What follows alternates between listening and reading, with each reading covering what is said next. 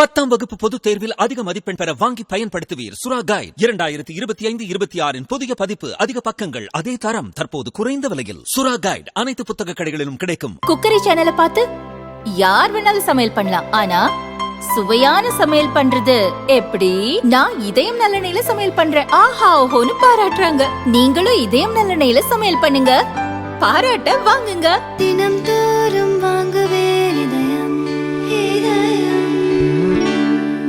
சிவகங்கை மானாமதுரை அரசு மருத்துவமனையில் நேற்று முன்தினம் இரவு கீழப்பசலையைச் சேர்ந்த பாலமுருகன் என்பவர் அரிவாளால் வெட்டப்பட்டு சிகிச்சைக்கு வந்தார். அப்போது மின்சாரம் இல்லாததால் மொபைல் போன் லைட் வெளிச்சத்தில் ஊழியர்கள் அவருக்கு சிகிச்சை அளித்ததாக கூறப்படுகிறது. இது தொடர்பான வீடியோவும் வைரலாகிறது.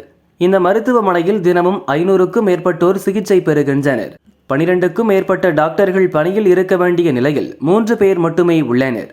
மருந்து கட்டுபவர்கள், துப்புரவு பணியாளர்கள் பணியிடமும் காலியாக இருப்பதால் மின்தடை ஏற்படும் நேரத்தில் ஜெனரேட்டரை இயக்க முடியாத நிலை ஏற்பட்டுள்ளது. எதிர்க்கட்சி தலைவர் பழனிசாமியின் அறிக்கை. டார்ச் லைட் வெளிச்சத்தில் மருத்துவர்கள் இன்றி ஊழியர்களே தையல் போட்டு சிகிச்சை அளித்த செய்தி அதிர்ச்சி அளிக்கிறது. ஜெனரேட்டர் வசதிகளோ, எல்லா நேரங்களிலும் சிகிச்சை அளிக்க போதிய மருத்துவர்களோ இல்லாத அவல நிலை உள்ளது. மருத்துவத்துறையை அதல பாதாளத்தில் திமுக அரசு தள்ளிவிட்டது.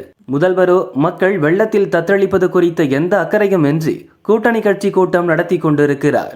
அமைச்சரோ தனக்கொரு துறை இருப்பதையே மறந்துவிட்டு வாரிசுக்கு பிறந்தநாள் விழா எடுப்பதில் மட்டுமே முனைப்பாக இருக்கிறார்.